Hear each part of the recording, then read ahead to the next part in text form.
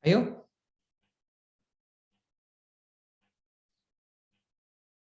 halo. Ini Pak, saya Pak, Silakan, Hasim.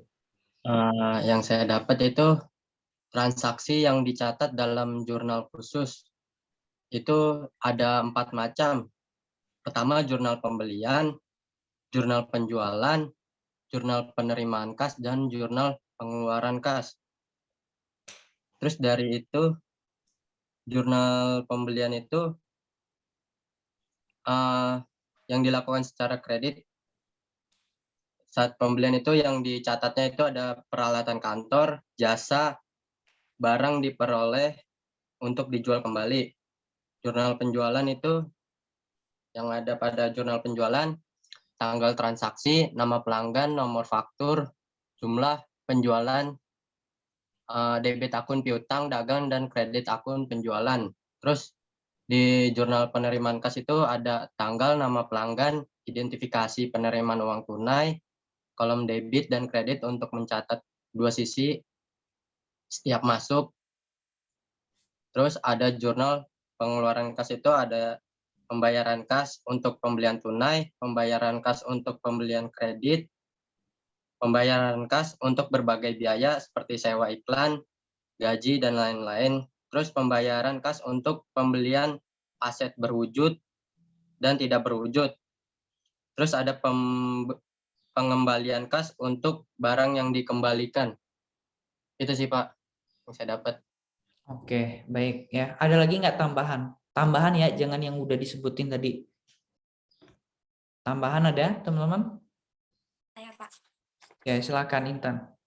Jadi menambahkan dari Hashim, setelah adanya dari jurnal khusus dan jenis-jenisnya tadi, kemudian terdapat juga dari buku besar pembantu, di mana buku besar pembantu itu ada dua, buku besar pembantu utang dan juga piutang. Kalau utang itu dia yang berfungsi untuk mencatat rincian utang menurut nama kreditornya, sedangkan buku besar pembantu piutangnya itu yang mencatat rincian piutang perusahaan yang menurut langganannya atau debitor. Terus juga kemudian ada return penjualan dan juga return pembelian, di mana return penjualan itu merujuk pada pengembalian barang yang dilakukan oleh pembeli. Sedangkan return pembelian itu dia terjadi ketika mengembalikan barang dagang kepada pemasok ataupun suppliernya. Dan juga setelah itu terjadi transaksi posting ke buku besar, di mana tahap ini memindahkan data dari jurnal ke buku besar yang selain itu juga terdapat berbagai prosedur, di mana yang pertama itu ada jumlah nominal yang terdapat di jurnal khusus dipindahkan ke kolom saldo, yang kedua nomor halaman terdapat di jurnal khusus dipindahkan ke kolom ref, kemudian rekening-rekening terdapat di jurnal khusus setelah diposting diberi nomor sebagai tanda jumlah, kemudian jumlah yang dipindahkan ke buku besar merupakan jumlah akhir sehingga tanggal ditulis per akhir periode. Mungkin itu Pak. Oke, ya. Baik, terima kasih Hasim dan Intan. Nah, hari ini kita akan menjelaskan apa yang sudah disampaikan oleh Hasim dan Intan tadi. Nah, ini lebih detailnya itu di pertemuan kemarin sama sekarang. Nah, terkait masalah jurnal khusus, buku pembantu, dan pencatatan transaksi dalam buku jurnal khusus. Jadi teman-teman, kalau kita di kalau di perusahaan jasa itu kan kita hanya mengenal satu jurnal, ya, jurnal umum saja. Tetapi kalau di perusahaan dagang dia ada pecahannya.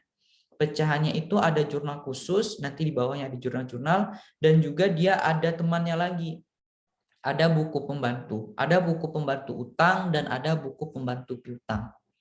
Nah, teman-teman, ya, pendirian dari jurnal khusus itu sebenarnya bukan tanpa sebab, ya. Ada beberapa alasan kenapa jurnal khusus itu perlu ada, gitu ya. Kenapa perlu dilahirkan, ya. Jurnal khusus itu perlu dilahirkan karena dia penggunaannya itu memiliki berbagai manfaat, ya. Kalau di sini di yang saya bold ini, ya, bahwasanya penggunaannya itu dapat menghemat waktu. Ya, menghemat waktu karena apa, teman-teman? Ya, karena dia didetailkan gitu ya, lebih detail dibandingkan jurnal umum gitu ya. Jadi dia sudah ada kolom-kolom khususnya dan kita tinggal masukin aja. Jadi waktunya kita lebih cepat. Sehabis itu tenaga, kita nggak butuh banyak SDM ya. Karena dengan adanya pencatatan jurnal khusus yang lebih lengkap gitu ya, itu akan lebih spesifik. Orang yang bekerja juga nggak perlu banyak gitu ya. Dan terakhir adalah biaya ya, di mana biaya-biaya itu merupakan komponen penting ya teman-teman ya. Kalau perusahaan ya bagaimanapun kalau bisa ya biaya itu diturunkan atau diminimalisir ya serendah mungkin gitu ya. Nah, jadi kalau menggunakan jurnal khusus itu biayanya juga akan lebih murah ya. Jadi teman-teman ya, jurnal khusus itu jurnal yang khusus digunakan untuk mencatat transaksi yang sejenis. Jadi ada kelompok-kelompoknya. Jadi kita lihat transaksi kita, nanti transaksi kita itu kita masukin di kelompok-kelompok yang satu tipe, yang sejenis, yang sepemikiran gitu ya, yang memiliki sifat yang sama. Nah, itu dikelompokin semua gitu ya. Nanti dimasukin. Nah, atau jurnal yang dikelompokkan sesuai dengan jenis transaksinya ya, sesuai dengan jenis transaksinya. Nah, keuntungannya apa gitu ya? Selain yang saya bilang tadi gitu ya, selain yang ini, keuntungannya itu adalah ya jurnal khusus itu dia menyediakan ya kolom-kolom khusus untuk beberapa jenis transaksi. Jadi dia itu ada kolom, ada 4 kolom, dan kolom-kolom itu nanti kita masukin ke dalamnya. Kita sesuaikan gitu. Dengan cara penulisan nama akun pada waktu membuat air jurnal tidak perlu dilakukan untuk tiap-tiap transaksi ya. Pemindahan buku transaksi dari jurnal ke buku besar dapat dilakukan sekaligus untuk transaksi-transaksi yang terjadi selama satu periode. Ya, apabila pencatatan dilakukan dalam jurnal umum, pemindahan ke buku besar harus dilakukan untuk tiap-tiap transaksi. Pada waktu membuat iJournal, nama akun juga harus ditulis untuk setiap transaksi. Jadi ketika ada transaksi, ya nanti ada transaksi tanggal 1, tanggal 2, sampai tanggal 30, itu setiap transaksinya perlu dicatat teman-teman. Perlu disesuaikan dengan kolom-kolomnya, kolom-kolom khususnya gitu ya. Lalu, setiap jurnal khusus itu dapat digunakan untuk mencatat satu jenis transaksi saja. Misal, kita mencatat transaksi pengeluaran gitu ya. Kita mengeluarkan duit untuk bayar gaji karyawan, untuk bayar listrik telepon, bayar utang, itu semuanya dimasukin ke dalam satu jenis transaksi. Satu jenis transaksi apa, teman-teman? Transaksi apa? Transaksi apa? Yang saya bilang tadi, contohnya transaksi pembelian gitu ya. Kira-kira ya, apakah bisa dimasukkan ke dalam transaksi penerimaan? Misal ada pendapatan atau ada pendapatan dari usaha lain. Emang bisa nggak dimasukin ke dalam transaksi pengeluaran, ke dalam kolom pengeluaran? Kan nggak bisa. Jadi dia dikelompokkan ke dalam kolomnya sendiri. Pengeluaran, penerimaan, pembelian di khusus pembelian, penjualan di khusus penjualan, gitu ya. Jadi dia udah ada pos-posnya sendiri. Ya, sampai di sini paham teman-teman? Kalau di jurnal umum itu kita langsung masuk aja di satu kolom. Apakah itu mau pembelian, mau pengeluaran, mau penjualan, itu masuk aja semuanya. Tapi kalau di jurnal khusus enggak, dia satu-satu. Kolomnya satu-satu. Paham? Ayo, mau yang bertanya, tanya dah sekarang.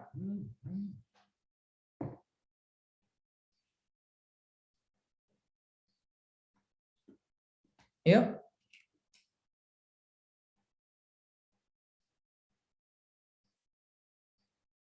Gimana sejauh ini paham?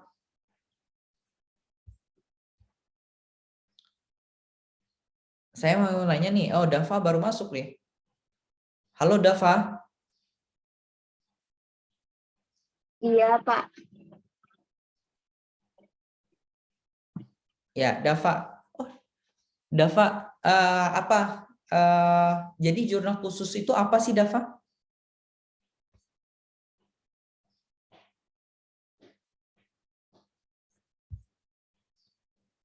Halo, Dava.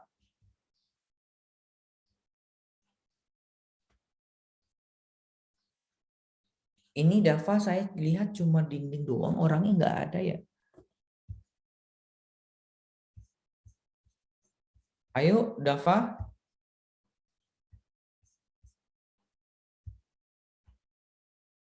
Halo, Dava. Jurnal khusus ya, Pak?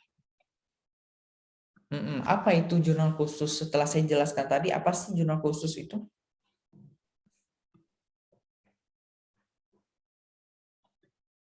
Yang digunakan untuk mencatat satu jenis transaksi. Oke, Dava jangan tidur ya.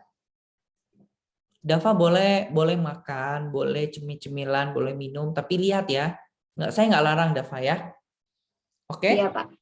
Oke, kita lanjutkan ya. Nah, selanjutnya kalau tadi itu keuntungan, lalu ada manfaat. Ya, manfaatnya itu adalah memungkinkan pembagian pekerjaan atau spesialisasi. Artinya, teman-teman, ya, jurnal khusus yang dibuat itu akan ada spesialisasi pekerjaan, ya. Akan ada yang mencatat bagian penerimaan kas, akan ada yang mencatat bagian pengeluaran kas, akan ada yang mencatat bagian pembelian, penjualan. Nah, arti lebih jelas gitu. Kedua, memudahkan posting ke akun besar. Ya, kalau misalnya kita menggunakan jurnal umum, itu kan ketika kita mindahan ke buku besar, kita kan harus tahu dulu. Kira-kira ini masuk kas kah? Ini masuk biaya kah? Ini masuk apalagi beban kah? Biaya-biaya? Itu kita kan harus tahu dulu. Tetapi ketika kita menggunakan jurnal khusus, kita mudah teman-teman. Karena di jurnal khusus itu kan udah dikelompokkan. Ketika kita mindahin ke buku besar, itu akan sangat mudah bagi kita. Ya. Ketiga adalah memungkinkan pengendalian internal yang lebih baik. Jadi ketika ada masalah ya itu akan lebih mudah ya kita teliti, akan lebih mudah dikontrol. Dan terakhir adalah menghemat biaya ya. Itu udah pasti teman-teman ya. Oke, nah ini ya kurang lebih ya terkait masalah jurnal khusus. Jurnal khusus itu nanti akan ada pembelian, ada pengeluaran kas, ada penjualan, dan ada penerimaan kas. Ya. Nah, habis kita bikin jurnal khusus, itu akan ada lahir buku besar, akan lahir neraca saldo dan kertas kerja. Nah, selain kita bikin jurnal khusus, ya di perusahaan dagang itu ada beberapa yang tidak bisa masuk ke dalam jurnal khusus, ya, yaitu apa teman-teman? Yang nggak bisa masuk ke jurnal khusus itu biasanya transaksi apa? Ada yang tahu? Apa? Retur. Ya, Retur. retur. Asim, ini Wis mau ngomong apa? Enggak apa, udah Pak. Apa? Wis mau ngomong apa? Udah Pak tadi udah itu. Retur juga sama. Sama atau enggak? Iya Pak, iya tadi udah jawab. Nah, jadi yang tidak ada, yang tidak bisa dimasukin di jurnal khusus itu dimasukin ke jurnal umum, ya, yaitu retur. Jadi pengembalian barang, ya, pengembalian barang apakah itu karena di reject atau karena cacat itu masuknya ke jurnal umum. Seperti itu, ya. Sejauh ini paham teman-teman? Ayo, nanti nggak paham nanti, ya. Ini lebih kompleks soalnya dibandingkan perusahaan jasa. Sampai sini paham? Paham? Ya, kita lanjutkan. Nah, ini jurnal khusus tadi yang akan kita jelasin satu-satu ya. Oke, pertama ya, jurnal penjualan ya. Kalau dari bahasanya teman-teman udah paham lah ya, penjualan. segala sesuatu yang dijual, ya. Segala sesuatu yang dijual, tetapi teman-teman harus ingat, sesuatu yang dijual itu dilakukan secara kredit. Ingat, ini saya bold nih biar jangan nggak lupa, jangan apa supaya nggak lupa bahwasanya sesuatu penjualan yang dilakukan secara kredit itu masuknya ke sini nih. Misal si Ages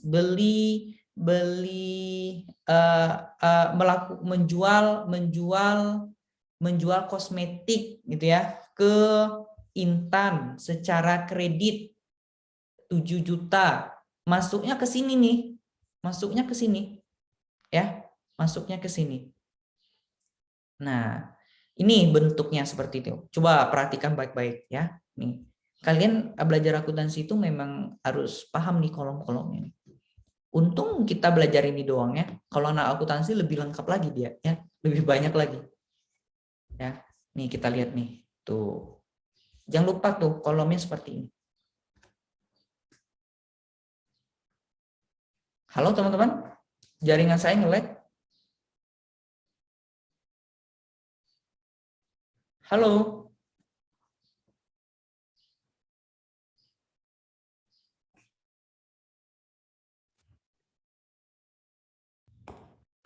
Oke, bentar teman-teman. Jaringan saya hilang tadi ya? Nge-lag, Pak. Iya, Pak. Ya, bentar.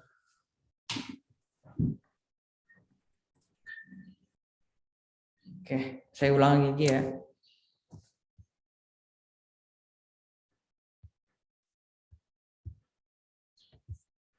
Oke, tadi sampai sini ya? Sampai mana tadi sih? Iya Pak, di situ Pak. Oke, nah jadi tadi penjelasannya sampai mana? Ya sampai di sini, tapi yang mana tadi?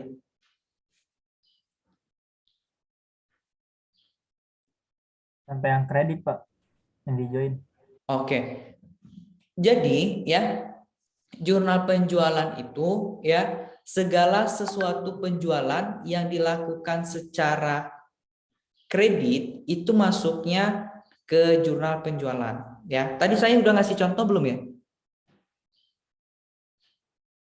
Belum, Pak, belum. Nah, contohnya kayak gini ya. Misal Hasim melakukan penjualan barang ya secara kredit ya, jual bakso gitu ya. Bakso secara kredit. Ada pula ya bakso secara kredit ya. Jual bakso secara kredit ke Wis gitu ya. Nah, jadi harganya 10.000. Nah, kalau secara kredit itu transaksinya masuk ke jurnal penjualan ya. Seperti itu. Nah, untuk jurnal penjualan paham? Paham? Berarti masuknya ke kredit juga Pak yang di penjualan ini kolomnya. Kenapa? Ya berarti masuknya tadi kan Ya, masuknya ke silakan. penjualan. Oh iya, iya Pak. Pak, secara kredit itu berarti ngutang dong, Pak. Ngutang bakso gitu. Ya, ngutang bakso dong, ya. Jadi dia ngutang Pak. bakso dan di posisi kita itu jadi piutang. Gitu. Nah, ini contohnya ya. Kita lihat ini ada contoh ya. Coba teman-teman perhatikan ya. Ini toko buku AR ya di Jakarta. Dia itu memberikan faktur kepada toko buku Pelita Jaya ya. Ini banyak bukunya ya. Totalnya adalah 350. Nah, dari ini diminta untuk bikin jurnal penjualan. Nah, jurnal penjualan ya. Jadi dari jurnal penjualan tersebut diminta dibikin jurnal penjualan untuk yang transaksi tanggal 2 Oktober di toko baru Pelita Jaya ya, toko baru ini diminta bikin faktur penjualannya. Nah, kita bikin tuh bentuknya seperti ini. Nah, kayak gini. Ya, karena dia beli ini ya, beli bukunya ini ya secara kredit gitu ya. Dia melakukan penjualannya secara kredit. Nah, sebesar 350 ya. Nah, 350. Lalu dibikinlah jurnalnya gitu ya. Nah, seperti ini jurnalnya. Gitu. Di debit ya, piutang dagang 350, potongan perdagangannya 150. Karena di sini kan ada potongannya. Mana potongannya? Tuh, ada potongan perdagangannya 30%, 150. Gitu. Nah, di penjualannya 500. Sampai di sini paham nggak? Paham?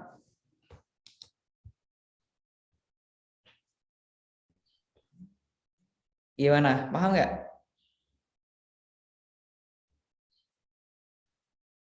Halo? Jawab dong teman-teman. Itu yang piutang dagangnya coba deh Pak. Itu 350 yang piutang dagang. Nih, 350 ya. Tanggal 2. 350. Dia dapat potongan gitu ya. Oh iya, iya. Nah, dia kan awalnya 500 totalnya ya. Ini kan dia beli buku, dia melakukan penjualan ya. Penjualan si toko buku ini melakukan penjualan, tapi yang beli itu si toko buku Pelita Jaya ya. Jadi ini si istilahnya itu si toko buku ini ya. Dia jual buku ke toko buku Pelita Jaya secara kredit. Nah, buku yang dibeli itu ada accounting, ada accounting ini gitu ya, ada auditing, ada dasar-dasar. Total harganya ini 500 ya, 500 perak. Lalu dia dapat potongan harga 30% dari harga ini. Jadi 150. Nah, artinya 350 dibayar si 350 ini, siapa yang bayar 350? Artinya 350 si toko buku Pelita Jaya bayar ke toko buku AR sebesar 350. Ya, paham ya? Logikanya seperti itu. Lalu dibikinlah jurnal penjualannya. Nah, buku Pelita Jaya ya, karena yang beli kan buku Pelita Jaya, maka dibikin keterangannya adalah buku toko buku baru Pelita Jaya. Nah, piutang dagang 350, potongannya 150, penjualannya 500. Ya. Paham ya sampai di sini ya? Oke. Nggak ada yang ditanyakan? Kita lanjut. Nah, selanjutnya ada yang namanya jurnal penerimaan kas. Ya. Jurnal penerimaan kas ini teman-teman ya, segala sesuatu penerimaan uang, jadi ada uang yang kita terima ya, itu secara tunai ya, jadi penjualannya secara tunai dan penerimaan tagihan, atau bahasa lainnya adalah hal-hal yang terkait dengan debitur, sewa penjualan tunai, setoran modal dari pemilik, pencairan kredit bank, penagihan piutang, penagihan wesel serta bunganya, itu dicatat dalam jurnal penerimaan kas. Ya, jadi sesuatu hal-hal yang diterima secara tunai itu kita catatnya di penerimaan kas, teman-teman. Ya, bentuknya seperti ini. Ya, di debit itu ada kas, ada potongan penjualan, sementara di kredit itu ada piutang dagang, penjualan dan serba-serbi. Gitu. Nah, kita lihat contohnya. Nih, ada contoh ya. 2 Oktober penerimaan uang kas sebesar 412 yang berasal dari pembayaran wesel tagih berbunga. Ya. 5 Oktober diterima uang dari toko buku Pelita Jaya sebesar 784 yang berasal dari tagihan sebesar 800. Potongan harga yang diberikan 2% dari 800 atau 16. Artinya jadi 16 perak potongannya. 7 Oktober penjualan tunai dan penerimaan kas sebesar 1.700. Ya. 17 Oktober debitur mengembalikan barang-barang yang dibeli lalu diberi pengurangan harga dari 700 maka memperoleh potongan penjualan sebesar 14 karena 2 dikasih 2% gitu ya. Sehingga diterima cek sebesar 686 dari toko buku Desi. Yang diminta lakukan pencatatan ke jurnal penerimaan kas. Dari sini soalnya udah paham atau belum nggak? Soalnya dulu nih. Udah paham atau belum? Coba.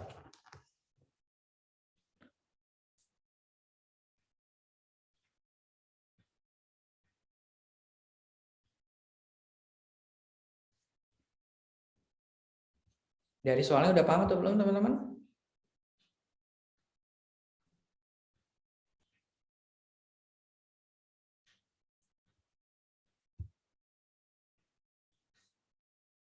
Ayo, jangan ngantuk ya.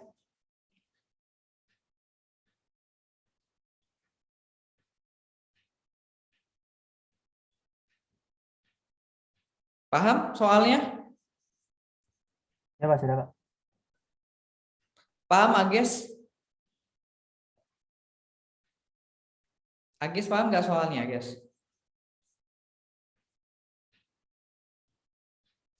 Gimana guys? Paham Pak, kata dia paham. Ya ngomong dong guys. Diam aja. Ya. Oke, kita lihat. Nah, dari soal-soal ini ya, dari soal-soal ini kita bikin tuh. Kita pindahkan ke buku penerimaan kas ya. Ini yang fokus teman ke yang saya tandai aja ya. Yang nggak ditandai itu artinya nggak saya bikin soalnya ya. Fokusnya ke tanggal ini. Nih, 2 Oktober gitu ya. Jadi 2 Oktober itu kan ada Wesel ya. Wesel ya. Wesel tagi 412 ya. Di kas serba-serbinya 400 ya. Tuh ya. Wesel tagi 412 gitu kan ya, dari soal. Masukin ke sini. Kas udah itu di kredit. Lalu di tanggal 5 Oktober itu toko Pelita Jaya ya, dia ngapain? Dia terima uang gitu ya. Nah, itu dimasukin juga ke sini nih. Ya, dimasukin di kas gitu ya. Dia ada potongan, lalu piutang dagangnya jadi 800. Lalu Oktober ada penjualan tunai gitu ya. 1.700 di kas, sudah itu penjualannya 1.700. Lalu Oktober tanggal 17 itu ada di buku toko buku Desi gitu ya. Kasnya 686, potongan penjualan 4 dan piutang dagangnya jadi 700 ya. Jadi tinggal dimasukin aja teman-teman. Sampai di sini paham ya? Paham? Halo? Gimana teman-teman, paham nggak? Jadi ketika kita mengerjakan buku penerimaan kas atau jurnal penerimaan kas, itu kita tinggal nyalin aja gitu ya. Dari soal-soal ini. Cuman bedanya nanti akan ada banyak soal. Di dalamnya itu teman-teman diminta untuk mengidentifikasi kira-kira ini masuk penjualan kah, penerimaan kah, pengeluaran kah. Nah, itu gitu. Tugasnya di situ. Ya. Nah, kita lanjut lagi. Ya, jurnal pembelian. Nah, ini adalah jurnal pembelian, teman-teman, ya. Jurnal pembelian itu ya, kita membeli sesuatu ya, kita beli nih ya, beli barang ya, tapi kita belinya secara kredit. Kalau tadi kita penjualan, tapi kita menjual barang kita secara kredit. Kalau ini kebalikannya. Kita beli barang tapi secara kredit. Nah, barang yang sering dibeli secara kredit oleh sebuah perusahaan itu adalah ada kriterianya. Pertama, barang dagang untuk dijual kembali kepada pelanggan. Artinya ini berupa barang-barang dagang gitu ya. Tapi bisa dijual kembali kepada pelanggan. Jadi barang dagang yang tujuannya itu adalah untuk dijual kepada customer. Gitu. Kedua, ada perlengkapan yang digunakan untuk menjalankan perusahaan. Jadi yang berupa perlengkapan yang digunakan perusahaan itu bisa dijual secara kredit. Apa saja contoh perlengkapan teman-teman? Ayo, ini pelajaran pertama nih. Ayo, siapa? Saya pengen tahu nih. Ini poin ya, wis catat ya. Ya Pak. Apa saja yang masuk dalam perlengkapan? Yuk. Ayo, satu orang. Pulpen. Apa? Pulpen. Udah itu? pensil, buku, Mm-mm. Itu masuknya ke peralatan, Bu. Perlengkapan atau peralatan tuh? Coba. Peralatan itu, Pak. perlengkapan. Perlengkapan yang habis dalam 1 tahun kan, Pak? Coba sebutin aja dulu ya, sebutin dulu. Apa aja tadi? Coba ulang lagi. Pulpen, Mm-mm. pensil, Hmm. buku, Hmm. kertas, HPS, apa lagi ya?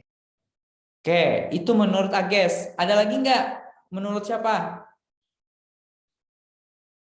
Wis punya pendapat lain. Perlengkapan itu apa aja?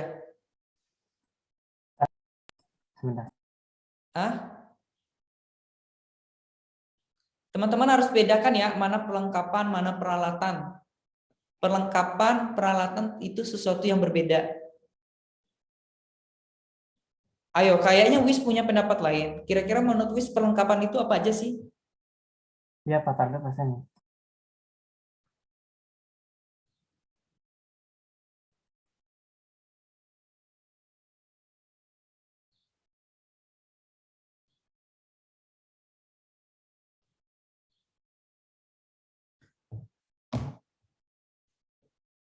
Ayo.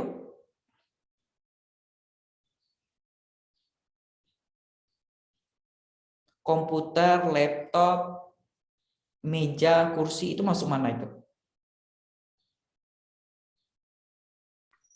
Peralatan,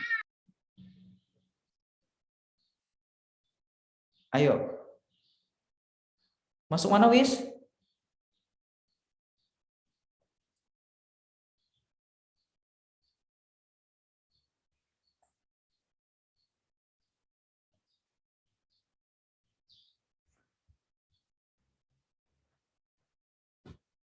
Gimana?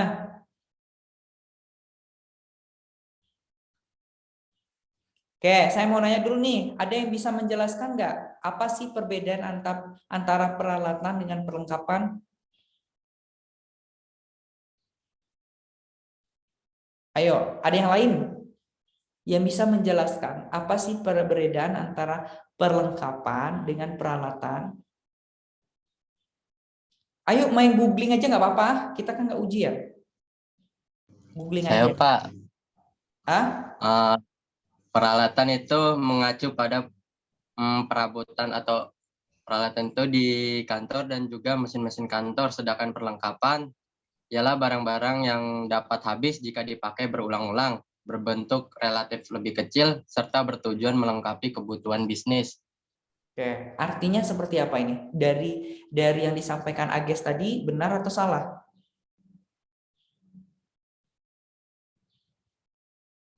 Ah, Benar, Pak? benar, benar ya. Gimana Wis? Benar atau salah Wis? Gimana? Ini saya, Pak. Ah, gimana? Maksudnya saya mau nanya, mau pengen tahu. Maksudnya benar atau salah? Ayo tuh, Wis.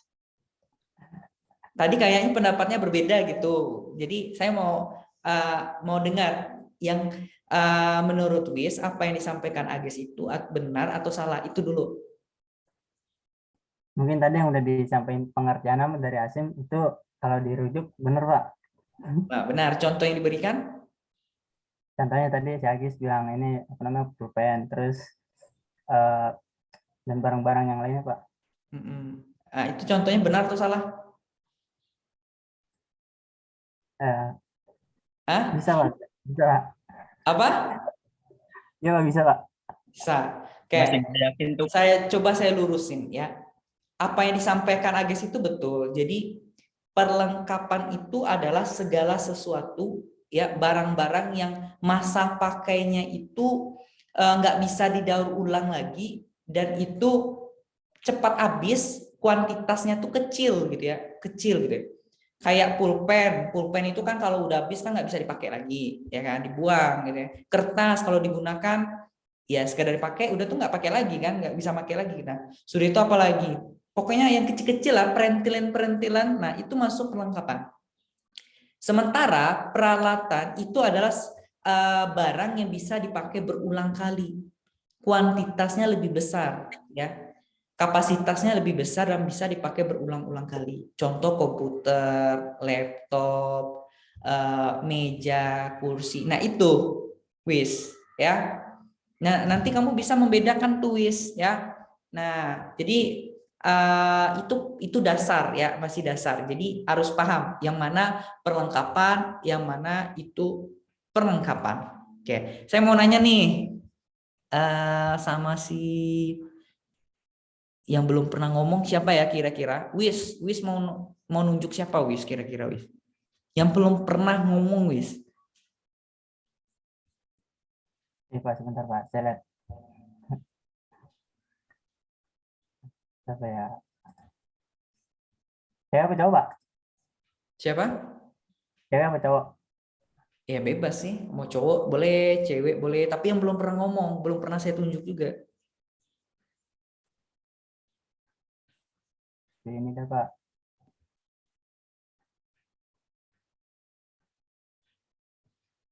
Paul Pak.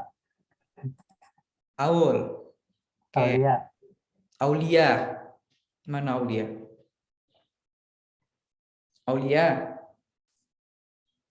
Aulia di slide berapa sih?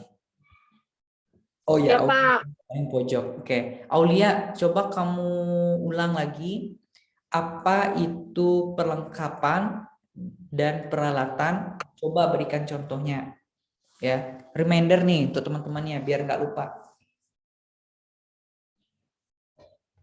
Kalau peralatan itu jangka waktunya tuh nggak bisa lama Pak. Kayak kalau perlengkapan, contohnya itu kayak pulpen, terus kertas. Nah kalau sedangkan peralatan itu yang jangka waktunya tuh lama, terus juga bisa dipakai kembali. Seperti contohnya kayak komputer, laptop, meja gitu. Oke, gimana Intan? Udah benar atau salah Intan? Atau perlu dilengkapi? Iya Pak, benar Pak. Benar ya? Oke, kayak gitu ya teman-teman ya. Jadi jangan bingung lagi yang mana perlengkapan, yang mana peralatan. Soalnya kalau belajar akuntansi larinya ke situ-situ aja ya, larinya ya. Nah, jadi di jurnal pembelian itu ketiga-tiganya itu masuk teman-teman. Tapi ingat, dibelinya secara kredit ya. Nah, ini bentuknya ya, bentuk jurnal pembelian. Ya. Oke, selanjutnya contohnya. Nah, ini ada contoh teman-teman ya. Contoh jurnal pembelian ya. Namanya boleh ya, pakai buku pembelian, jurnal pembelian sebenarnya sama ya. Nah, ini contohnya seperti ini ya. Contoh detailnya nanti akan saya berikan ya. Ini contoh sekilasnya aja. Selanjutnya kita lihat jurnal pengeluaran kas ya. Kalau jurnal pengeluaran kas ini ya, segala sesuatu yang dikeluarkan oleh perusahaan ya. Jadi apapun itu yang dikeluarkan oleh perusahaan termasuk pembelian barang dagang secara tunai dan pembayaran utang itu dicatat dalam pengeluaran kas. Jadi ada pembayaran-pembayaran utang apa? Utang gaji lah, utang listrik dah, utang pokoknya utang-utang semua lah ya, itu dimasukin ke dalam pengeluaran kas. Lalu pembelian barang dagang secara tunai itu masuk dalam pengeluaran kas juga. Nah, ini contohnya ya. Bukan contoh, ini bentuk template-nya. Jadi template-nya sudah bagus seperti ini. Ya. Nah, ini ada contoh ya, contoh pengeluaran kas. Jadi ada pembeliannya. Ini ada pembelian peralatan ya, ada upah dan gaji. Ini kan utang ya kan? Utang ya, ada utang gaji, serba-serbi, asuransi. Ini semuanya masuk ke dalam pengeluaran kas. Ya, ini sekilas saja dulu. Nanti contoh detailnya akan kita lihatkan ya. Nah, jadi teman-teman, selain keempat jurnal tersebut ya, seperti yang saya bilang, ternyata ada akun-akun yang tidak bisa masuk ke dalam jurnal tersebut. Akun-akun yang tidak bisa masuk ke jurnal khusus akan dimasukkan ke dalam jurnal umum. Ya, seperti yang sudah kita pelajari dalam perusahaan jasa, teman-teman. Akun tersebut adalah retur penjualan, dan retur pembelian. Jadi itu teman-teman. Ya, yang nggak bisa masuk ke dalam keempat jurnal khusus tadi itu dimasukin ke sini nih. Retur. Bahasa lain dari retur itu adalah pengembalian. Ya, pengembalian barang. Nih, saya mau minta ke teman-teman, siapa yang bisa menjelaskan apa itu retur penjualan dan retur pembelian? Ayo, silakan googling, nggak apa-apa, googling aja. Kalau nggak tahu, tapi kalau tahu ya sebutnya aja, jelasin aja. Silakan.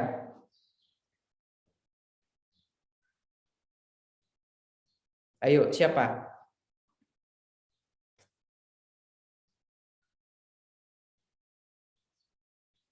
Saya Pak Bintang. Oke, silakan Bintang. Kalau retur penjualan adalah istilah yang merujuk pada pengembalian barang oleh pembeli kepada penjual karena harus menutup biaya produksi atas barang tersebut. Sedangkan retur pembelian adalah kondisi di mana penjual mengembalikan barang kepada pemasok atau supplier. Oke, coba kamu jelaskan gunakan bahasa kamu sendiri. Kamu udah baca tuh, artinya seperti apa? Kalau retur penjualan, jadi pembeli mengembalikan barang yang telah dibeli kepada penjual karena alasan misalnya cacat produksi atau jumlah barang yang kurang. Sedangkan kalau retur pembelian itu pembeli mengembalikan barang kepada pemasok atau supplier karena barang tersebut kurang memenuhi kriteria penjual ya Pak. Oke, baik ya. Terima kasih Bintang. Ada lagi teman-teman? Pakai bahasa sendiri saya minta lagi nih, ya. Biar sama-sama dipahami. Ayo, siapa? Itu kan udah tergambar tadi apa itu retur penjualan, apa retur pembelian. Tapi coba gunakan bahasa kalian yang mudah dipahami. Jadi retur penjualan itu apa? Retur pembelian itu apa? Ayo.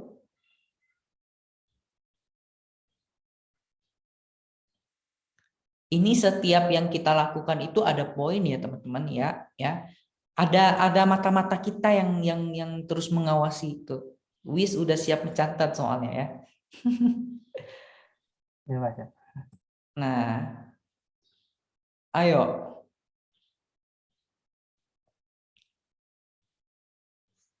Saya ada Pak Siapa? Aulia. Oke, silakan Aulia. Gimana? Kalau retur pembelian itu, misalkan pembeli membeli barang kan, nah barangnya itu rusak dan nggak sesuai ekspektasi lah gitu. Nah maka yang barang tersebut itu dikembalikan kepada pihak penjual. Oke, coba kasih Sedangkan contoh. Coba kamu kasih contoh tuh. Contoh. misalkan saya nih beli barang di Shopee gitu ya kan, terus barangnya itu nggak sesuai sama yang digambar. Kan mau nggak mau kan saya harus mengembalikan kan, gitu. Mengembalikan kepada penjualnya. Karena tidak sesuai dengan gambarnya. Oke, ya. Selanjutnya. Sedangkan retur penjualan itu barang yang diterima oleh penjual dan telah dikembalikan kepada pembeli. Jadi yang jual itu udah nerima barang dari pembeli yang pembelinya itu apa ya ngembaliin barang yang telah rusak itu, Pak. Gimana contohnya tuh seperti apa sih?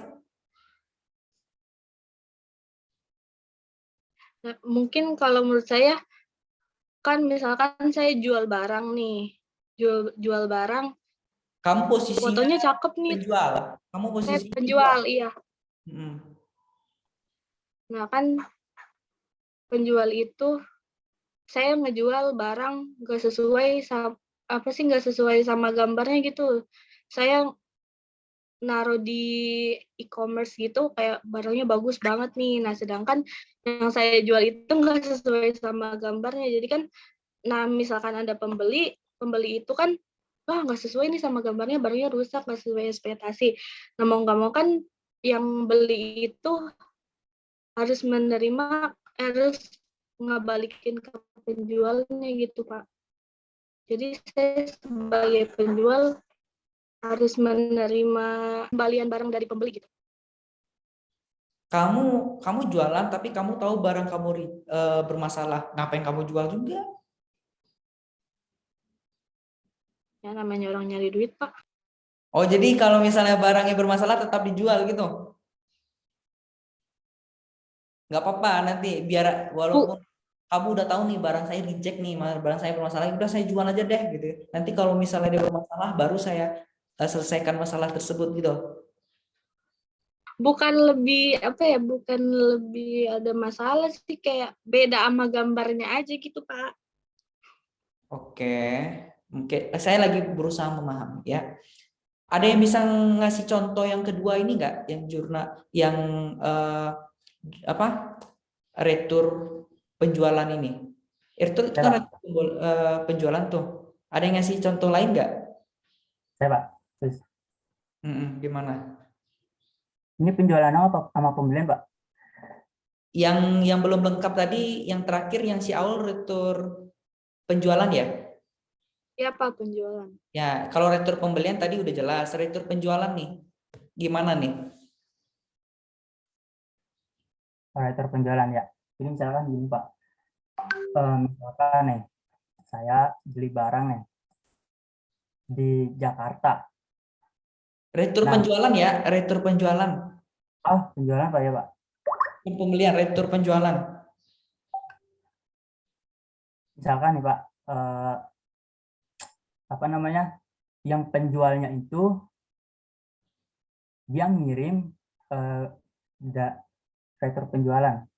Kalau Pak jadi bingung nih. Jadi bingung ya? Jadi masalah, Pak.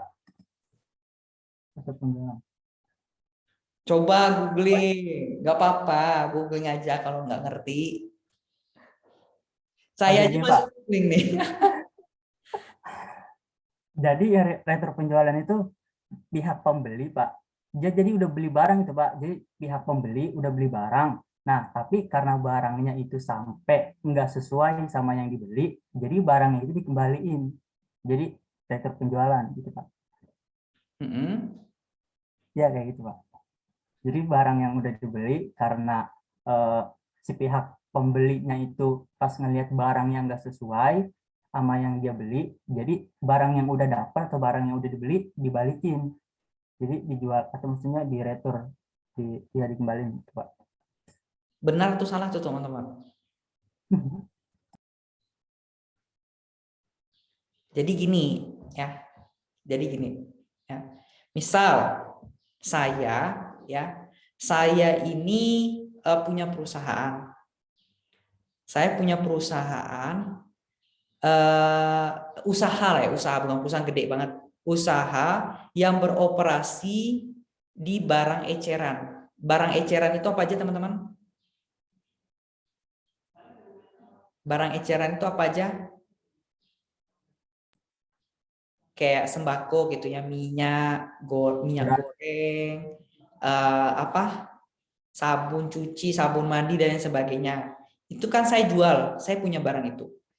Dan lalu saya menjual barang. Saya jual barang tersebut kepada teman-teman ya. Teman-teman ini konsumen saya. Saya jual ke Wi, saya jual ke Aul, Intan dan semuanya gitu ya. Tetapi di awal saya sudah sebutkan di dalam faktur bahwa jika ada barang-barang saya yang bermasalah, saya bilang nih, kalau misalnya ketika proses pengiriman ada masalah, barang tersebut boleh diretur, boleh dikembalikan kembali dalam waktu 30 hari. Saya bikin tuh, saya udah antisipasi. Istilahnya saya kan nggak tahu nih, barang saya banyak. Tapi bisa jadi dari banyak barang saya itu pasti ada yang bermasalah. Tetapi saya sudah buat warning dulu. ya, saya sudah bikin peringatan dulu. Kalau misalnya barang saya bermasalah, teman-teman bisa retur, bisa kembalikan, tapi jangka waktunya 30 hari. Gitu, paham kan? Paham nggak? Iya, Pak, paham, Pak. Nah, Berarti- jadi biasanya teman-teman kalau misalnya belanja di Shopee pernah nggak nemukan barang bisa diretur kalau misalnya dari Ada bukti pembelian video. itu 5 Biasanya hari gitu, Pak. atau setelah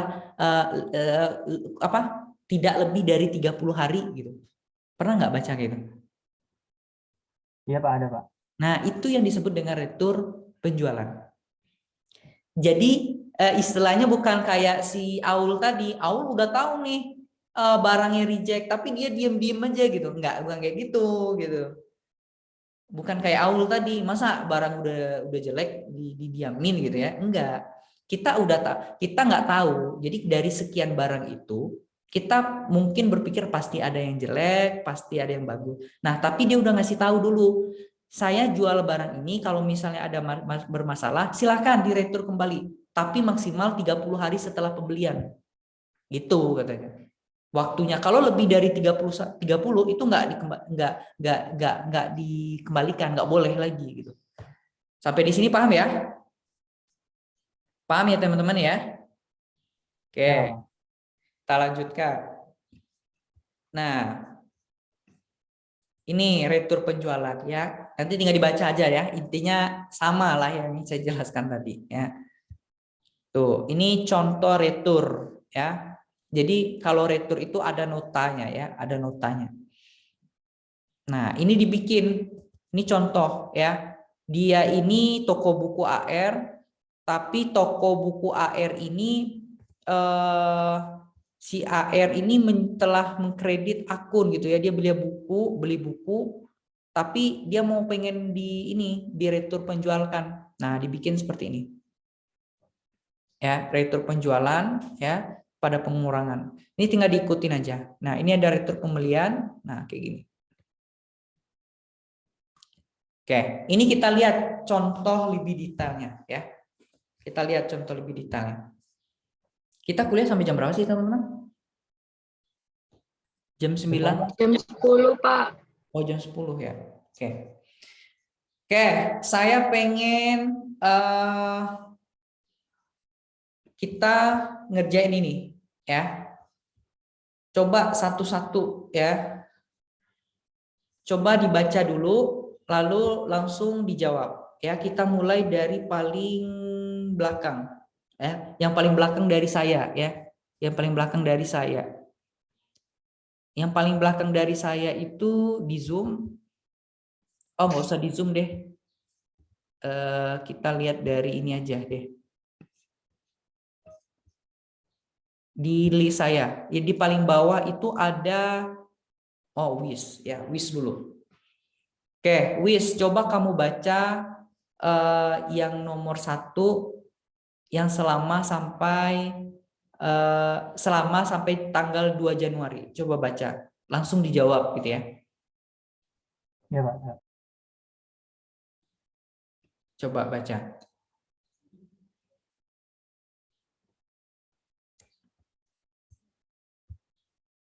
Oke, coba baca Wis.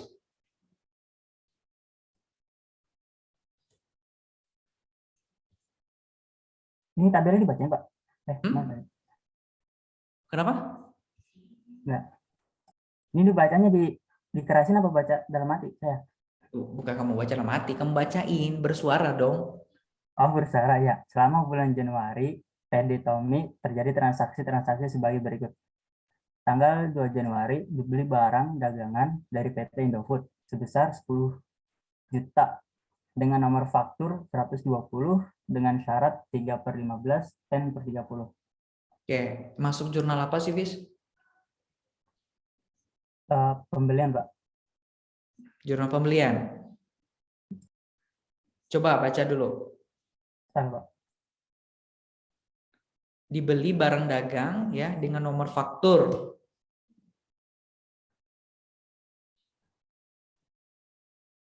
Jurnal apa ini?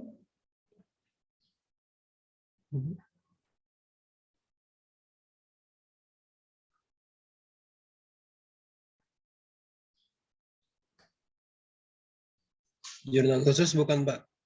Iya, memang jurnal khusus, betul. Ya kan jurnal khusus tadi ada 4. Masuk ke dalam jurnal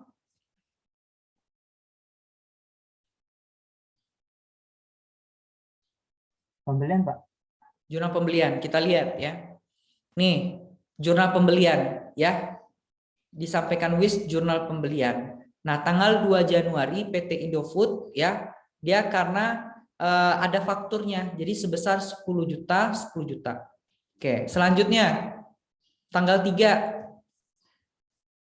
di bawah nama si WIS siapa sih?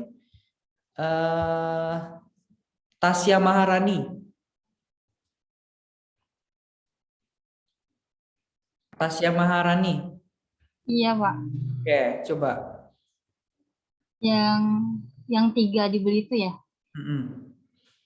3 dibeli barang dagangan dari PD Hijau sebesar 1.500.000 tunai. Mm-mm. Masuk jurnal Jurnal pembelian juga bukan, Pak, kan dibeli barang dagangan. jurnal Jurnal apa? Jurnal pembelian juga bukan sih, Pak? Oke, sebesar berapa? 1.500.000. Oke, kita lihat. Bukan dong. Di sini kan saya bikin nggak sampai setengah itu. Harusnya jurnal apa, teman-teman? Dia kan di sini ada tunai. Tunai. Jurnal Jurnal penerimaan berarti, Pak. Pengeluaran kas. kita beli barang dagang ya, secara tunai kita beli. Oh iya, Pak, pengeluaran kas bukan, Pak? Jurnal pengeluaran Pengeluaran kas. kas. Nih tanggal 3 ya. Karena kita belinya tunai. Ya, kita beli tunai artinya pembelian pada kas 1.500.000. Ya. Ingat kata kuncinya tadi yang di sebelum tadi ya di atas tadi ya. Nah, selanjutnya tanggal 4. Tanggal 4 siapa? Sowatunida.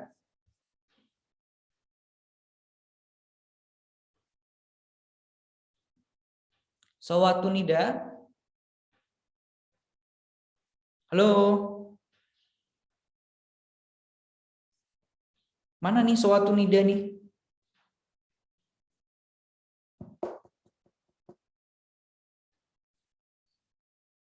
Wis Sowatunida nggak di dalam?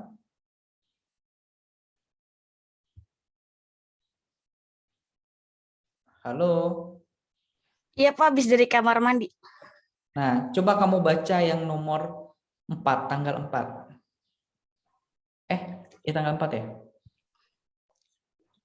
Dijual barang dagangan kepada PD Micu sebesar 2.500.000 dengan nomor faktur 221 syarat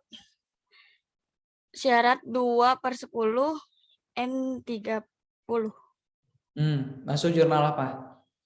Jurnal penjualan. Kenapa? Apa, Pak? Kenapa masuk jurnal penjualan?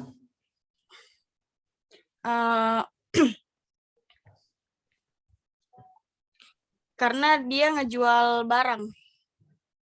Iya, betul. Memang jual barang. Tapi jual barangnya gimana? Secara kredit atau secara tunai?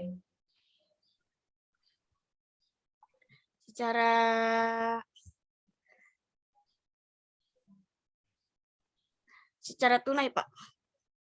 Benar atau salah, guys?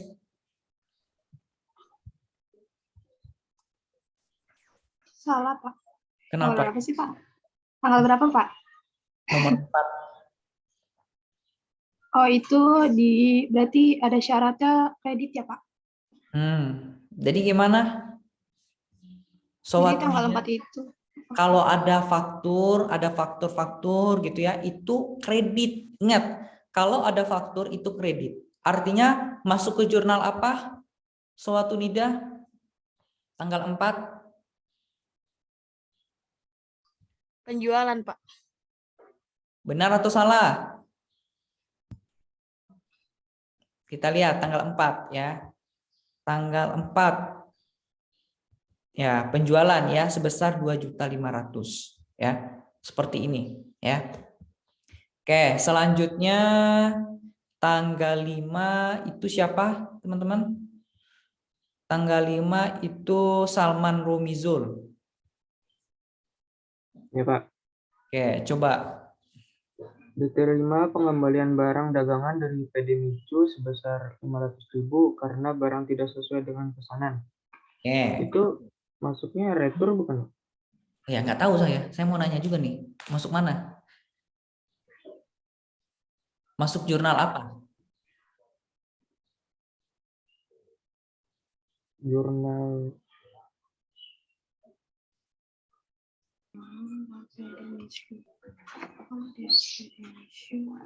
Jurnal apa, Salman? Iya, yang kamu bilang tadi. Yang kamu bilang tadi. Tapi nama kepalanya jurnal apa gitu? jurnal umum ya. Oke, jurnal umum. Benar atau salah, teman-teman? Hah? Benar atau salah? Kenapa Salman bilang bahwasanya ini masuk jurnal umum? Karena itu retur, Pak. Kalau retur nggak masuk jurnal khusus. Artinya berapa Jurnal umum. berapa nominalnya? 500.000. Oke, kita lihat ya. Nah, betul atau salah tuh? Nih, ya, betul ya. Retur penjualan dan potongan harga pada piutang dagang, ya, seperti itu, ya. Oke, selanjutnya siapa lagi nih? Redita Chelsiaudi Stefania, ya. Iya, Pak. Coba lanjutkan. Tanggal 6. Itu jurnal Dibaca dulu, dibaca dulu. dijual barang dagang kepada PD Sukma sebesar 1 juta tunai.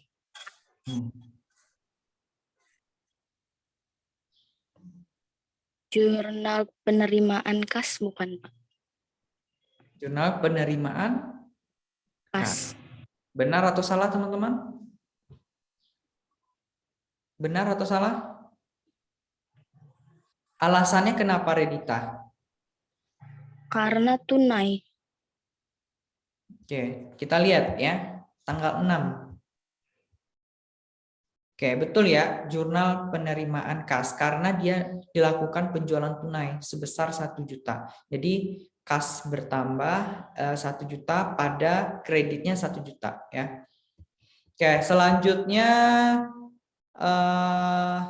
tanggal 7. Tanggal 7 itu Rehan. Nah, Rehan. Ya, Pak. Rehan. Tanggal 7 Rehan. Coba baca Rehan. 7 dijual barang dagang pada PD Melati sebesar 2 juta dengan syarat EOM nomor 225. Itu jurnal penjualan, Pak. Jurnal penjualan. Kenapa dia masuk jurnal penjualan?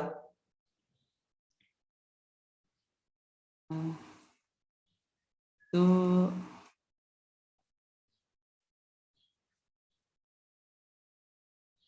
karena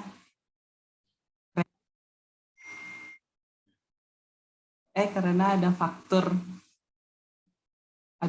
Pak. Faktur itu kenapa itu faktur?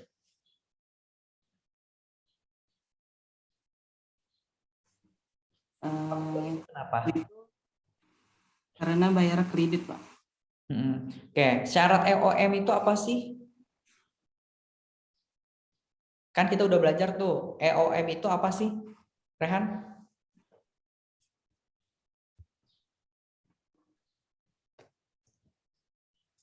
Apa EOM?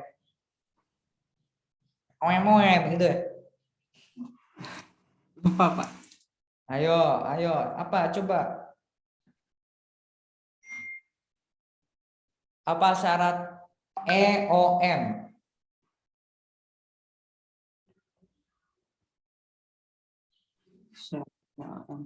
EOM. Ayo coba. End of month, Pak. Ya, apa artinya?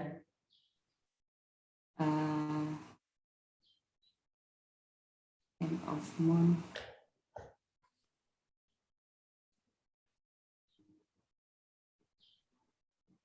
Nggak tahu, Pak. Lu. Ada yang bisa bantu teman-teman? EOM itu? Saya Pak, boleh nggak Pak? Pembayaran Siapa tadi yang cowok dulu? Tadi dengar suara cowok. Siapa? Ata Pak, Ata. Ya, apa? Merupakan pembayaran yang dilakukan paling lambat akhir bulan. Akhir bulan bayar apa kamu, Atta?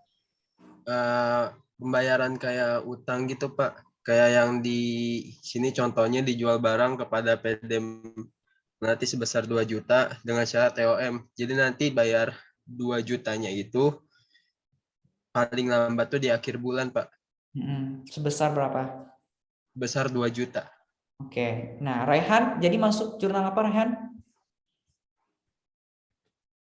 Oh. Pembayarannya di akhir bulan, Pak. Iya, jadi masuk jurnal apa ini? Tadi kamu bilang Masuk jurnal penjualan. Yakin? Yakin, Pak. Oke, kita lihat ya. Oke, betul ya, jurnal penjualan ya. Oke, selanjutnya tanggal 8. Tanggal 8 siapa ini? Nurul Kusna. Nurul Kusna. ya Pak. Coba baca tanggal 8. Tanggal 8 diterima pelunasan dari PD Melati sebesar 1 juta rupiah. Nah, masuk jurnal apa?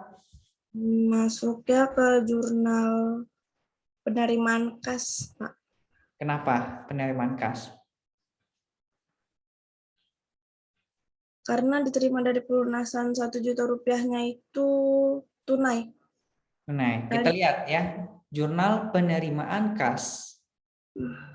Betul ya, 1 juta ya, karena dia tunai, nggak ada embel-embel faktur, nggak ada embel-embel EOM gitu ya. Nah, selanjutnya tanggal 9 itu Nurahmawati. Nurahmawati? Iya, Pak. Ya.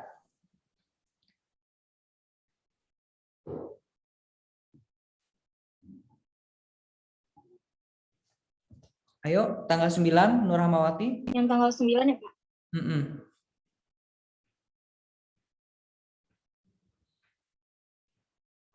Jurnal pengeluaran kas ya, Pak? Coba dibaca dulu.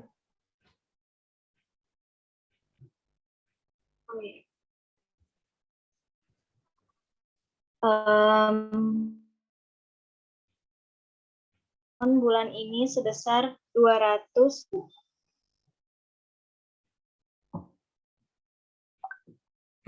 Masuk? 9 jurnal pengeluaran kas. Kamu baca dulu. Kamu kan belum membaca. Coba baca. Tadi udah. Nggak dengar saya. 9 dibayar beban listrik dan telepon bulan ini sebesar Rp250.000. Masuk jurnal mana? Masuknya ke jurnal pengeluaran kas. Oke, betul ya, jurnal pengeluaran kas ya. Nomor 10. Nomor 10 Nurul Alifah. Nur Alifah. Iya, Pak. Ya, nomor 10 apa? Dibayar semua hutang kepada PT Indofood. Pengeluaran kas, Pak. Soalnya pengeluaran kas, Pak. Soalnya dia membayar hutang. Ya, dibayar semua hutang kepada PT Indofood berapa?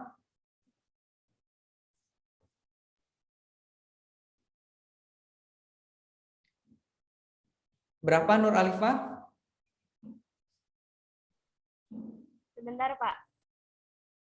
Ini terkait dengan soal sebelumnya ya di atas.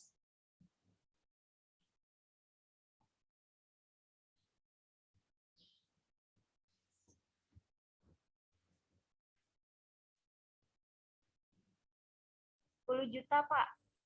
Betul atau salah teman-teman?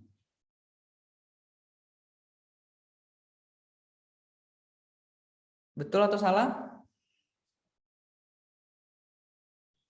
Jadi artinya masuk jurnal apa Nur Alifah? Pengeluaran kas. Pengeluaran kas, kita lihat ya, pengeluaran kas tanggal 10 ya. Betul ya. Utang 10 juta ya, lalu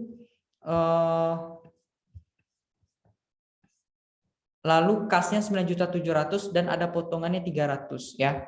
Jadi nanti coba dibaca lagi soalnya. Nah, selanjutnya setelah 11 itu Nisrina Aulia. 11. Iya Pak. 11 diterima sisa piutang dari PD Melati. Masuknya ke jurnal penerimaan kas bukan Pak? Oke, berapa jadinya?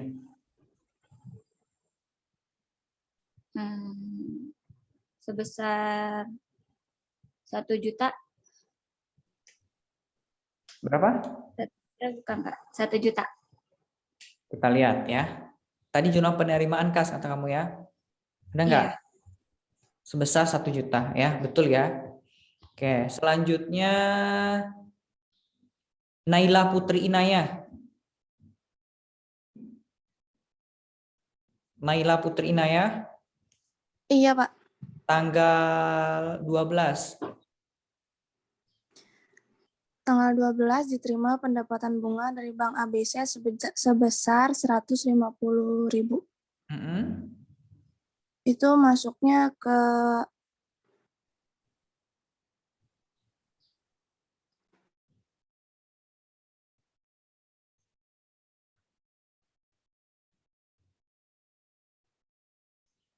Masuknya ke mana? jurnal penerimaan.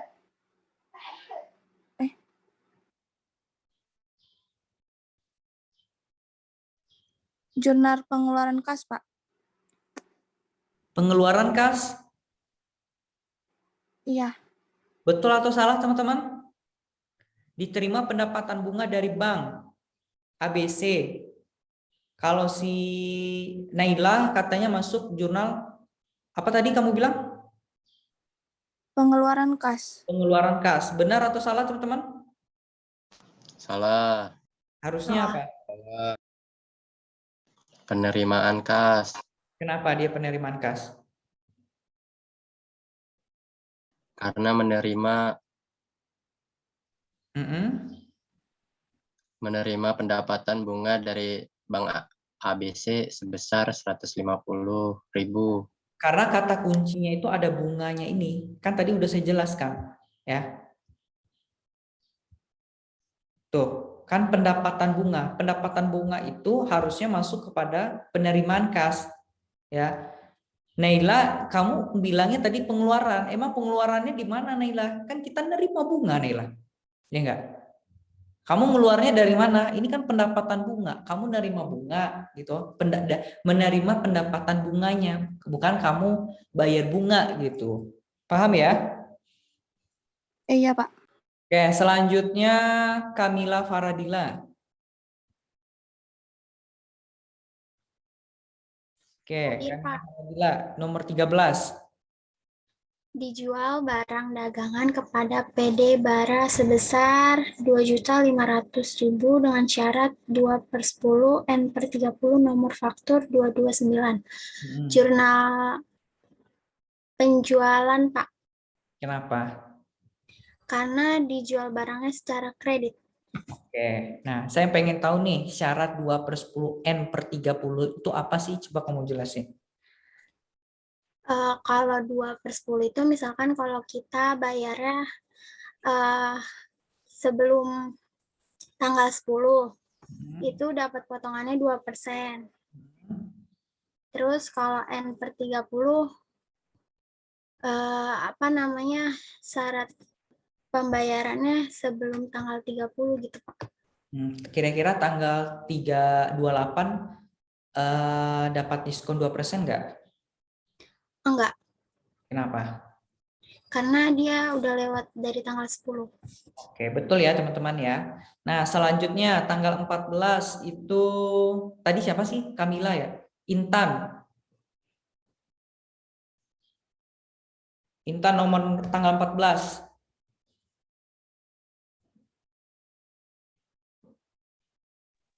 Empat belas itu dia Dibaca dulu ya. Dibaca dulu. dijual peralatan kantor bekas sebesar 500.000 kepada PD Micu. Dia itu masuknya ke pengeluaran kas. Kenapa? Karena dia menjual peralatan kantornya. Tunai atau kredit? Enggak ada keterangannya ya, Pak? Ya, bisa. Kalau kita kan bisa lihat dari soalnya kan bisa kita tafsirkan ini tunai atau kredit. Tunai, Pak. Oke, benar atau salah teman-teman? Halo? Halo? Benar atau salah? Benar. Hah? Benar atau salah? Tadi kata Intan jurnal apa? Pengeluaran. Iya, pengeluaran. Pengeluaran kas tanggal 14. Salah Intan. 14 itu masuk penerimaan kas. Ya. Karena dia penjualan peralatan kantor gitu ya, artinya jadi penerimaan bagi dia gitu ya. Coba Intan pahami lagi ya. Dijual peralatan kantor ya, dijual peralatan kantor ini tunai. Dia nggak ada embel-embel faktur, nggak ada syarat, artinya dia tunai. Ketika dia jual, itu otomatis jadi penerimaan bagi dia. Gitu Intan. Paham ya? Pak, ya. Oke. Nomor 15, Ilham Fadilah. Iya, Pak. Tanggal 15. Dibeli barang dagangan dari PT Batin sebesar 5 juta dengan syarat 3/15 N30 nomor faktur 121. Masuknya ke jurnal pembelian, Pak. Kenapa dia pembelian? Karena dibeli barang dagangan dari PT Batin sebesar 5 juta, Pak. Iya, maksudnya alasannya kenapa? Bukan sebesarnya. Karena masuk ke jurnal pembelian itu karena masuk ke keterangan itu masuk ke jurnal pembeliannya karena masuk 5 juta, Pak. Iya, tahu saya itu 5 juta. Alasannya kenapa masuk 5 juta itu kenapa? Kamu bilang kan pembelian, ya. Pembelian nih, ya. Betul, pembelian. Kenapa pembelian? Karena syaratnya harus ya kalau ada syarat kalau ada syarat dan ada faktur artinya dibelinya secara kalau ada syarat 3/15 N/30 lalu ada faktur itu artinya dia belinya secara apa? Secara kredit, Pak. Ya, dia beli secara kredit. Jadi ingat teman-teman ya, kalau ada syarat-syarat, kalau kalian beli sesuatu yang ada syarat ya, itu pasti kredit teman-teman. Teman-teman beli apapun dan ada syarat misalnya. Kamu bisa beli barang ini kalau syaratnya kayak gini. Artinya itu kredit teman-teman. Ingat itu kredit. Nah, saya pengen dengar nih, Ilham, coba kamu jelaskan. 3/15 N/30 itu apa? Jadi kalau dibayar di bawah tanggal 15 itu dapat potongan 3%. Nah, yang N30 itu bayar di bawah 30 hari itu, Pak. Oke. Nah, si Batin ini, PT Batin ini dia bayarnya tanggal 14 Ilham. Jadi dia dapat potongannya berapa sih? 3%, Pak. Iya, 3% berapa? 3% itu kalau 5 juta, sebentar Pak, saya hitung dulu Pak ya. Mm-mm.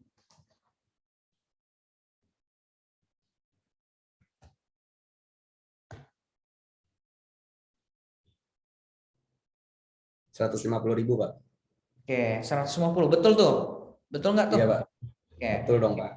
Nah, oke. Nah, selanjutnya siapa ya? Hasim. Ya Pak. Di tanggal 16. 16 dijual barang dagangan kepada PD Sukma sebesar 500.000 dengan nomor faktur 230 dengan syarat EOM. Masuk ke dalam jurnal pengeluaran kas. Benar atau salah teman-teman?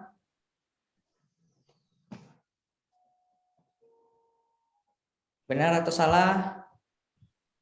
Atau kalau kata si Hasim, jurnal apa tadi? Pengeluaran kas. Apa?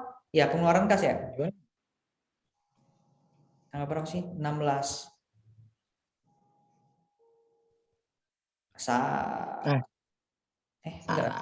Enggak ada saya buat ya. Tanggal 16. Jual. Ada saya bikin. Nah, harusnya masuk jurnal apa teman-teman? Penjualan Pak. Kenapa? Penjualan. Karena ada nomor faktur dan syarat. Iya. Nah, Hasim, coba kamu jelasin Hasim, syarat EOM itu apa Hasim? Syarat EOM itu batas waktu pembayaran Pak pada akhir bulan. Oke, tanggal 30 ya. Iya. Oke. Baik teman-teman, sampai di sini gimana, paham? Paham nggak? Ada yang mau ditanyakan dulu nggak? Coba. Mudah ya, mudah dipahami ya. Ini baru jurnal khusus teman-teman ya, baru jurnal khusus ya. Masih mudah lah dipahami. Oke. Nah, saya anggap teman-teman sudah paham. Nanti kalau kurang paham, coba buka lagi di Olu. Ini PPT-nya saya masukin di Olu ya. Seperti udah ada ya. Nah, teman-teman ya, saya akan menjelaskan bahwasanya ini ada beberapa contoh-contoh ayat jurnal akuntansi penjualan ya. Kalau misalnya penjualannya itu secara tunai ya, ayat jurnalnya seperti ini ya, kas pada penjualan ya. Nah, teman-teman bisa lihat contohnya. Lalu kalau penjualan kredit yaitu piutang dagang pada penjualan. Nah, contohnya juga ada gitu ya, menjual barang dagang dengan syarat penjualan 2/10 N/30 seragam 400. Artinya piutang dagang pada penjualan 400.000. Nah, lalu jurnal retur penjualan dan tunai. Nah, ini masuknya kepada jurnal pengeluaran kas ya. Lalu ada jurnal retur penjualan dan kredit. Ada potongan penjualan. Nah, ini tinggal dibaca aja nanti ya. Nah, ini ada untuk jurnal akuntansi pembelian ya. Kalau tadi itu kan akuntansi penjualan dan ini untuk akuntansi pembelian. Tinggal dibaca juga karena contohnya sudah ada teman-teman ya. Tinggal teman-teman pahami aja. Jadi nggak terlalu ribet ini sebenarnya ya. Oke, selanjutnya saya akan menjelaskan masalah buku besar. Jadi teman-teman, kita kan sudah bikin jurnal khusus ya. Kita sudah bikin jurnal khusus. Tahap selanjutnya adalah kita membuat buku besar khusus ya. Buku besar ini sama kayak buku besar pada umumnya, tetapi di jurnal di perusahaan dagang itu dia dibedakan. Ada yang namanya buku besar khusus bagian buku piutang dan ada buku besar khusus piutang. Ya, buku besar khusus itu teman-teman bagian dari buku besar. Teman-teman harus ingat itu. Ya, buku besar khusus digunakan untuk mencatat data lain di samping data yang terdapat dalam buku besar. Jadi yang nggak bisa ditampung dalam buku besar itu ditampung dalam buku besar khusus, gitu ya. Nah, pada umumnya buku besar khusus merupakan bagian dari buku besar yang merinci lebih lanjut data dalam salah satu akun. Akun di buku besar yang mempunyai buku besar khusus disebut dengan akun induk atau akun pengendali. Jadi buku besar yang kita pelajari dulu itu yang di awal itu adalah akun induk atau akun pengendali, teman-teman. Buku utamanya gitu ya. Nah, di sini kita dapat lihat bahwasanya buku tambahan atau buku pembantu itu terbagi dua, teman-teman. Ada buku pembantu piutang atau buku piutang dan ada buku pembantu utang atau buku utang. Ya, kalau buku pembantu utang ya udah jelas teman-teman ya, di dalamnya merinci terkait masalah piutang dagang. Sementara buku pembantu utang merinci hal-hal yang terkait dengan masalah utang-utang. Jadi utang-utang itu dirinci di sini. Begitu. Ya. Nah, contoh ini ada kartu piutang, teman-teman ya. Kartu piutang itu contohnya ini. Ya, di sini ada nama pelanggan toko buku Desi, alamat Kramat Witang Jakarta. Ya, dia itu piutangnya itu nomor piutangnya adalah sekian, ya debit. Di posisi debit ada 750, saldonya 750. Nah, buku piutang ini fungsinya teman-teman merupakan kumpulan dari kartu-kartu piutang. Ya, coba teman-teman perhatikan gambar di atas ya. Formulir kartu piutang ini tidak jauh berbeda dengan formulir akun 4 kolom. Ya nggak ada perbedaan nggak teman-teman? Sama aja kan? Ya nggak? Ya, sama. Sama kan? Nggak ada perbedaannya sebenarnya dengan buku besar yang 4 kolom gitu ya. Nah, ini contohnya ya. Nah, lalu ada yang disebut dengan kartu utang ya. Kalau kartu utang itu buku utang yang terdiri dari kumpulan kartu-kartu gitu ya. Jadi kalian jangan taunya hanya kartu remi, kartu apa lagi teman-teman? Kartu apa? Kartu permainan itu teman-teman? Yu-Gi-Oh. Uno. Nah, kartu Uno, kartu apa lagi? Zeus. Nah, semua kartu deh.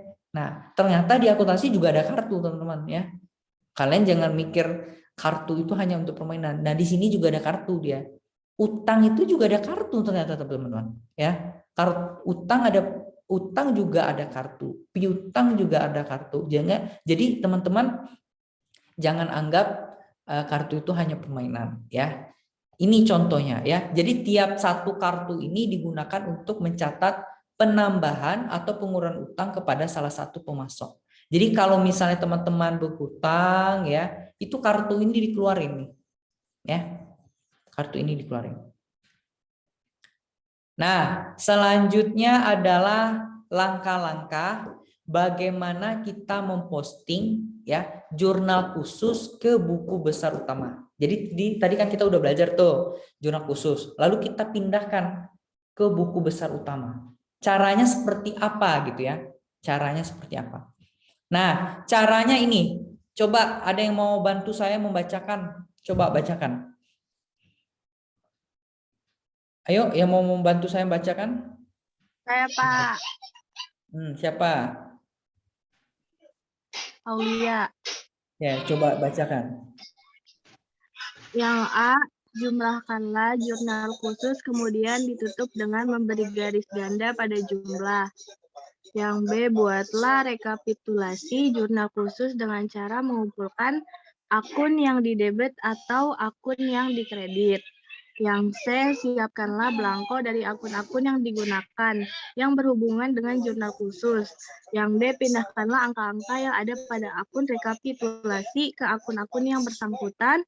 Yang E, tulislah tanda posting nomor kode akun di bawah jumlah jurnal khusus. Dan yang terakhir, pada kolom referensi, tulislah singkatan dari jurnal khusus dengan nomor halaman jurnal khusus. Oke, ya. Jadi langkah-langkah inilah yang akan kita lakukan ketika kita posting ke buku besar utama. Nah, jadi teman-teman, memposting itu sebenarnya kan ini langkah-langkahnya udah ya. Postingnya itu sebenarnya sama kayak kita memposting pada perusahaan jasa, ya. Cuman perbedaannya itu teman-teman sebenarnya di jurnal khususnya itu, di jurnal khususnya tadi kan kita bagi-bagi ya. Tapi kalau di dulu yang waktu di perusahaan jasa kan enggak. Kita kelompokkan dulu baru bisa masukkan ke buku besar. Tapi kalau ini enggak, dia udah ada, jadi tinggal kita pindahin aja. Nah, ini contohnya teman-teman, ya. Nah, kita lihat ya. Ini jurnal umum, ya, ini jurnal umum. Halaman ini, halaman 1 kita pindahkan ke bagian referensi, ya. Lalu di bagian referensi ini kan ada kode nomor akun, kita pindahkan ya 100. Lalu ada tanggal, kita pindahkan ke buku besar kasnya. Nah, ini kan ada kas. Nah, di kas ini kita pindah nih ke buku besar kas. Nominalnya di debit 30 juta ya. Lalu di kredit di saldo debit pindahin juga. Gitu. Sampai di sini paham nggak di gambar ini? Paham nggak? Coba Pak ulang Pak, jelasin dari yang gambarnya Pak. Ya, cuman ikutin aja langkahnya sih sebenarnya ya. Ikutin langkahnya tuh. Nih. Jadi halaman ini yang ini kan jurnal umum. Lalu kita diminta bikin buku besar kas ya. Jadi kita pindahkan aja ya, ngikutin aja panah-panahnya. Kalau teman-teman lihat dari sini kira-kira ya, kalau teman-teman lihat di sini ini jurnalnya itu apa? Buku besarnya muncul ada berapa sih? Kalau dilihat dari sini, dari jurnal umum ini nanti ada berapa? Nanti kalau misalnya teman-teman bikin nih, dipindahin ke sini ada berapa? Kan kas sudah ada 1 nih. Nah, sisanya ada berapa? Buku besarnya. Ada 1, 2, 3. 3 masalah Pak. Oke, 2 lagi apa? Buku besar apa kita bikin? Oh, catatan sama sewa. Buku besar apa? Termasuk 1, 2, 3. Betul, ada 3 ya, ada 3. Nah, artinya ada 2 lagi tuh yang perlu kita bikin. Buku besar apa? Biaya sewa sama kas. Sama modal. Kas sudah dari bawah. Sama modal, Pak.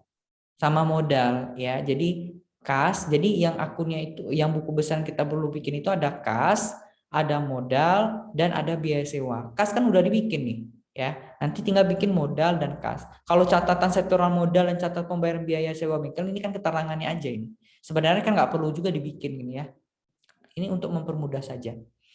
Gimana sampai di sini paham teman-teman? Paham? Udah jam 9.52 ya, bentar lagi.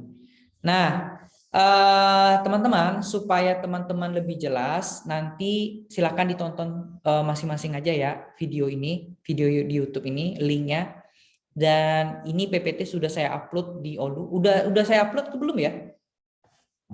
Bentar, saya cek dulu. Udah saya upload belum ya? Belum ada Pak tadi saya lihat.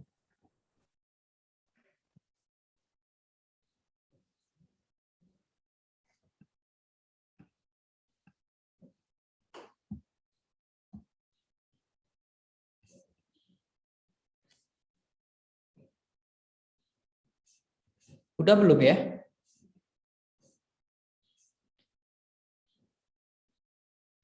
Ini materi pertemuan. Oh, belum ya. Nanti saya upload ya. Nanti saya upload. Oke, ada yang mau ditanyakan nggak? Ini ada tugas atau enggak ya? Oke. Ya Pak, libur dulu Pak. Kemarin kan udah, Pak. Iya Pak, libur dulu ya Pak. Nah, iya Pak, libur Pak. Oh, ini ada tugas nih ternyata. Ini ada tugas ternyata nih saya bikin nih. Libur apa seminggu Pak, tugas Pak. Ya Allah, Pak, tangannya keriting deh ini. Aduh, keriting apanya? Tangan Pak, kan nulis Pak. Ya udah, nggak usah tugas. Artinya tugasnya ini tetap tugas, tapi tugasnya minggu depan, tapi kerjaan. Ya. Ingatin saya ya Wis ya, kalau saya lupa. Tapi saya pasti ingat saya. Wis tanpa ingatin saya pasti ingat ya. Soalnya saya belum tua ya. Kalau udah tua pasti saya lupa. Ya oke. Minggu sekarang nggak ada tugas ya. Oke, nggak ada tugas. Tetapi ini untuk minggu depan ya, minggu depan. Tapi saya nggak upload dari sekarang. Kalau mau dikerjakan dari sekarang, mau dipersiapkan boleh ya. Mau dipersiapkan dari sekarang boleh. Oke, artinya minggu depan nggak ada tugas. Minggu depannya lagi baru ya. Oke, teman-teman sepakat teman-teman? Ya Pak, sepakat Pak. Oke. Karena tidak ada pertanyaan, kita tutup aja ya.